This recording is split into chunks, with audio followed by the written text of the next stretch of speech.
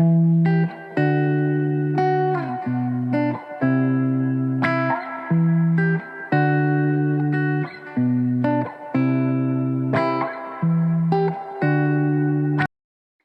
guys, welcome to my channel. Welcome to yet another video. Thank you so much guys for tuning in today. Guys, if you don't know me by now, my name is reputable, and on this channel we are all about home building, home improvement, home decor, and we also do lifestyle content in the form of vlogs. Guys, thank you so much for tuning into my previous video. Guys, you know what, I can actually see the growth and it's really motivating. If you have not yet subscribed to the channel, please subscribe. Please always engage with me in the comment section so that I know what you guys would like me to talk about, and always give my videos a thumbs up if you enjoyed it. So guys, as you can tell by the thumbnail and the title of the video, today we are talking about builder codes. So if you are in the process or if you're about to build a home, stick around because I'm about to share quotations that I got from builders in our area. And guys, let me tell you, the prices are crazy, yo. But yeah, so if I can just give you a bit of background. So before we could start, building our dream home, we obviously had to start with finding a builder. And I think this was also one of the most difficult, stages of our building process, because we wanted to make sure that we find a builder that is reputable and somebody with good references, and somebody that we can trust, but at the same time we wanted somebody that will not cost us an arm and a leg, because obviously we didn't have a lot of money, so we did not want to spend more than we should. So yeah, finding a builder was very hard. So we had to make sure that the person that we find is somebody that we can also work with, because yo guys, you you find dodgy people out here. But yeah, and I've also heard horror stories about builders stealing homeowners building material. And yeah, so we obviously wanted somebody that we can trust, to avoid all of that drama. So yeah, in our search for a builder, my husband and I, we researched and researched. We spoke to a lot of people, and we met a whole lot of builders. We met a lot of builders.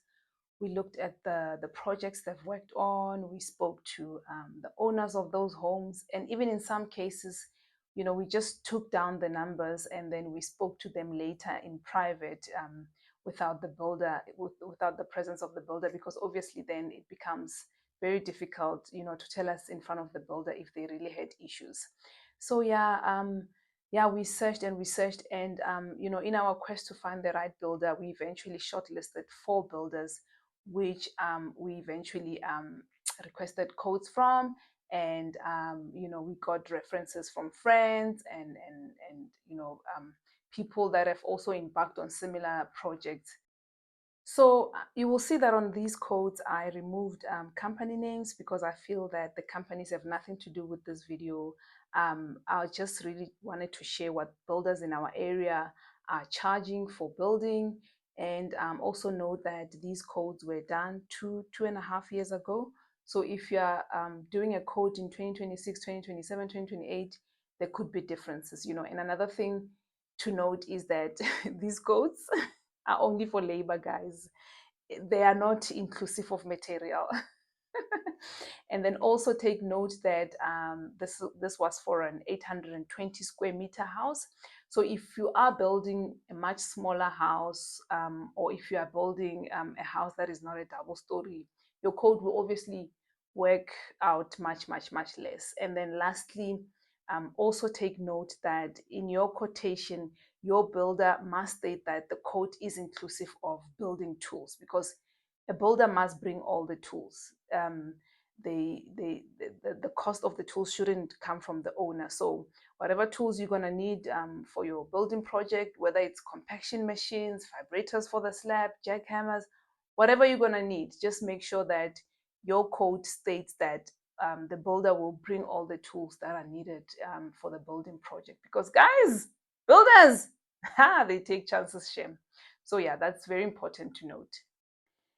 So if you look at these codes, you will see that builders in our area are basically charging according to building milestones, as opposed to like builders in the city like Pretoria and Joburg who charge according to square meter. A friend of mine that's an architect in Pretoria tells me that that site they charge mainly based on square meter, like they would say it's 4,000 per square meter. But obviously, projects are different and builders are different. So yeah, your things might work out differently. So yeah, I honestly actually prefer that I get charged this way, because then I know that if, like, let's say for example the builder has charged me 10,000 for trenches, then I know that once the trenches are done, then I will pay him his 10,000. Or if he charges me 100,000 for the foundation, then I know that once the foundation is done, then I pay him that 100,000, because these builders also take chances, eh? So yeah, let's look at the codes. So if we look at the first code, let's call it code 1. This code comes to a total of 627,000 rands, and this is just for labor to build our house.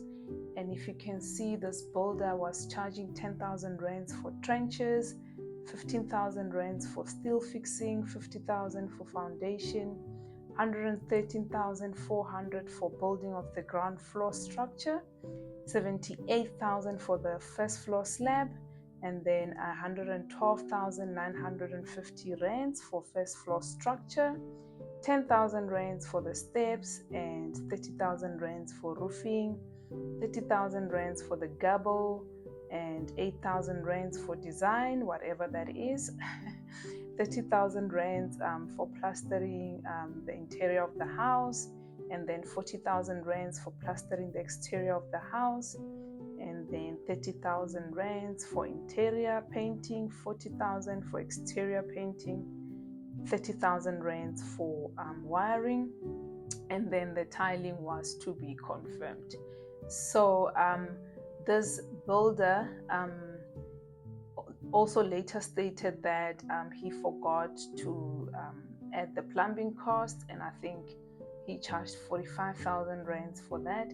So his total in the end came to 672,000 and not 627,000. And then the second quotation came to a total cost of 717,400, and that is also only for labor. And this builder was charging 19,350 rands for steel fixing and concrete. And I love that he actually wrote the square meters on the side, because you can actually see what he's basing it on.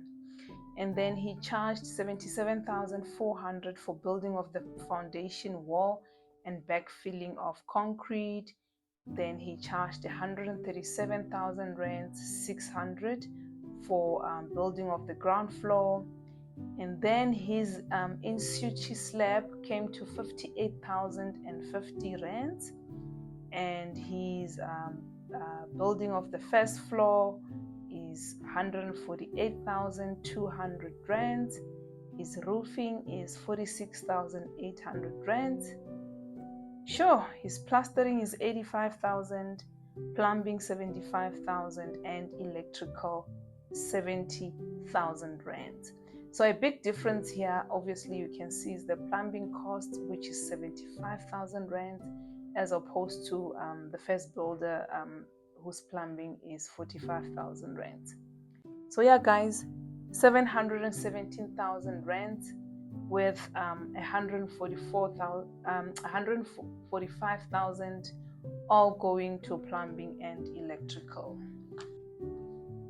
So on quotation 3, the total cost here is 689,150 rands, and this builder is charging for site establishment, which includes setting out, digging of foundation, trimming of foundation, and that works out at 47,550 rands. And then item 2, he's charging for fixing of reinforcement, casting concrete, building foundation, compaction, preparing mesh, and casting concrete. Why is this? Oh, for the floor. Okay, so that is 60,500 rands. and then he wants 48,600 rands for plumbing work. You can see how that other builder that is charging, how much is it? 75,000 rands for plumbing. It's actually much more expensive than these two builders. And then this builder is charging 54,800 rands for electrical work. He is charging brickwork of the ground floor up to 15 lines, 46,000 rands. I wonder what it means by 15 lines. So what happens after 15 lines?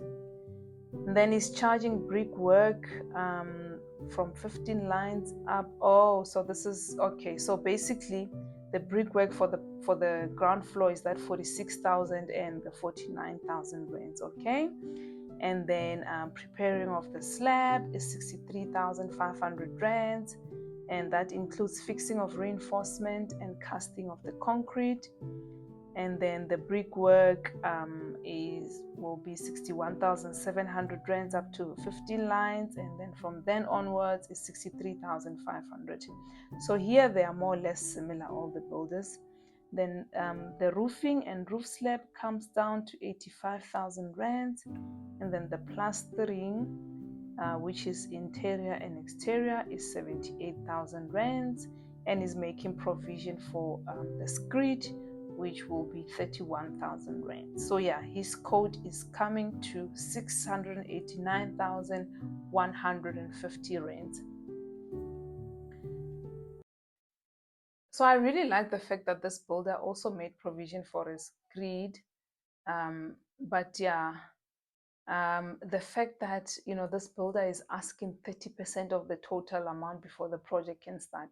Haibo, guys, like that's a whooping 207,000 rands before you can even touch a brick.